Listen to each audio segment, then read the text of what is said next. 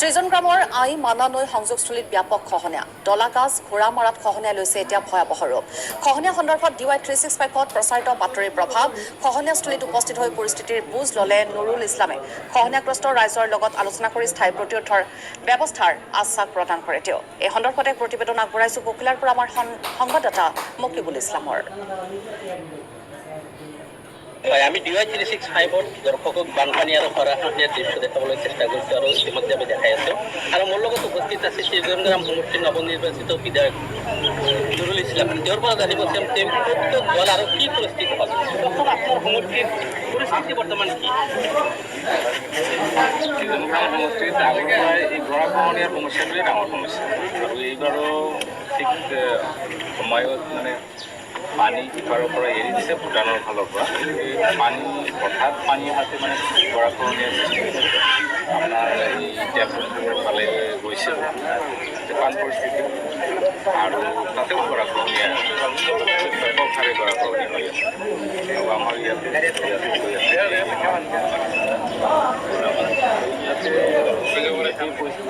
গৰাখহনীয়া আৰু ইয়াৰ পিছত আমি ইফালে যাম উপাচনীৰ ফালে সেইফালেও একেই কণ্ডিশ্যন যেহেতু আপুনি নৱনিৰ্বাচিত বিধায়ক আপোনাৰ কাৰ্যকাল অলপ কেইদিন চৰকাৰৰ পৰা কি আশা কৰিছে চৰকাৰৰ ফালত আমাৰ পৰা হেঁচা দিয়া হৈছে যাতে ইয়াৰ পাৰ্মানেণ্ট সমস্যাটো সমাধান হয় সমস্যা যদি এই টেম্পৰাৰীভাৱে কৰা যায় তেতিয়াহ'লেতো উঠাই লৈ যায় আকৌ গতিকে আমাৰ যিখিনি স্থায়ী সমস্যাৰ কাৰণে যিটো আমাৰ আগে পিছে যিখিনি আমাৰ চেষ্টা চলি আছে সেইটোতে আমি লাগি আছোঁ যাতে স্থায়ীভাৱে সমস্যাটো সমাধান হয় আৰু যদি স্থায়ীভাৱে সমস্যা সমাধান নহয় তেতিয়াহ'লে ৰাইজে বাৰে বাৰে ইয়াৰ কাৰণে চলাচলা কৰিব লাগিব আৰু মানুহ ইপাৰৰ পৰা ঘৰটো ভাঙি আকৌ সিপাৰৰ যাব লগা হয় মানুহৰ অসুবিধা হৈছে বহুত অসুবিধা হৈছে এই মানুহখিনি যিখিনি আচলতে গৰাখহনীয়াৰ কবলত পৰিছে সেই মানুহখিনি এতিয়ালৈকে যাবলৈ ক'তো ঠাই নাই বা বৰ্তমানে বঙাইগাঁও জিলা প্ৰশাসনে কোনো ধৰণৰ গুৰুত্ব নিদিয়াৰ এটা অভিযোগ উঠিছে আপুনি বিভাগীয়ভাৱে কিবা আলোচনা কৰিছে বা জিলা প্ৰশাসনৰ লগত কিবা আলোচনা কৰিছে জিলা প্ৰশাসনৰ লগত আমি যোগাযোগত আছোঁ আৰু আমাৰ উপায়ুক্ত ইতিমধ্যে ট্ৰান্সফাৰ হৈছে নতুন উপায়ুক্ত আজি চাৰ্জ ল'ব সেই নতুন উপায়ুক্তৰ লগত আলোচনা কৰা হ'ব তেখেতক জনোৱা হ'ব যে নদী ভাঙা যিখিনি পৰিয়াল আছে তেওঁলোকৰ কাৰণে কি কৰা যায় তাৰপিছতহে আপোনালোকক জনাব পাৰিম আচলতে বিভাগীয় কৰ্তৃপক্ষৰ লগত বিধায়ক ডাঙৰীয়াই মানে যোগাযোগ অব্যাহত ৰাখিছে আৰু কিছু স্থানীয় লোক আছে তেওঁলোকৰ পৰা কিছু মন্তব্য লোৱাৰ চেষ্টা আমাৰ এই দলাগাছা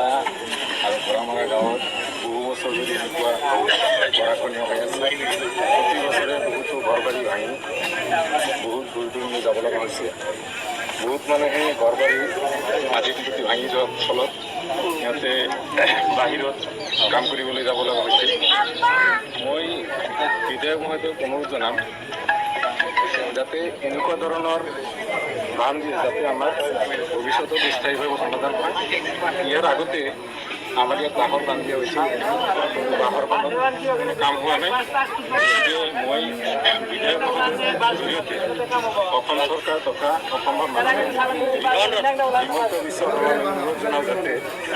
আমাৰ এই নদী বান্ধটো স্থায়ী সমাধান কৰি আমাৰ এই দলাগাছা ঘোঁৰামৰা গাঁৱৰ ৰাইজৰ এজন বিষয়া আছে মোৰ লগত আৰু তেওঁৰ পদবী আৰু কি চালে কওকচোন আপুনি কোনটো বিভাগত আছে আৰু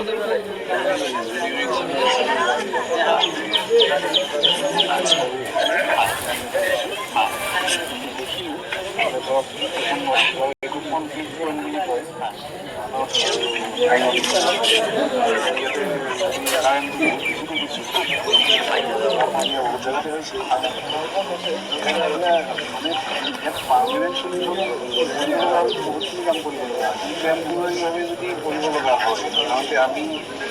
পৰিস্থিতি মানে সংগ্ৰহ কৰি GIOয়ে দি সাময়িকভাৱে মানে কাৰেণ্টটো ডাইভাৰ্ট কৰাৰ কাৰণে আৰু কি স্থানীয় লোক আছে তেওঁলোকৰ মন্তব্য শুনাবলৈ চেষ্টা কৰিম।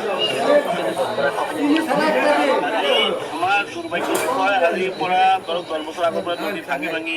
ইতিমধ্যে আমাৰ ৰঙাপানী প্ৰায় বাজাৰ পানী। গতিকে আমি এইবাৰ আমাৰ নৱনিৰ্বাচিত MLA নুৰুল ইছলাম ডাঙৰীয়া ইতিমধ্যে আমাৰ ইয়াত আহিছে। গতিকে আমি তেওঁক আমি অনুৰোধ জনাওঁ যাতে আমাৰ নদীটো অতি সোনকালে আমাৰ প্ৰদৰ্শন দি আমাৰ ৰাইজৰ উপযোগ কৰে, ৰাইজৰ লগত বহি এইটো কাম যাতে ইমিডিয়েটলি আমাৰ সমাধা কৰে। হয়, আচলতে আমি ক'ব লাগিব যে দলাগাছাত উপস্থিত আছোঁ, দলাগাছাত আহিছে আৰু স্থানীয় লোক আছে, তেওঁলোকৰ মন্তব্য শুনোৱাৰ লগতে বিভাগীয় বিষয়াজনৰ মন্তব্য শুনা আৰু সময়ত ক'ব পৰা যাব বিধায়ক বা বিভাগীয় কৰ্তৃপক্ষই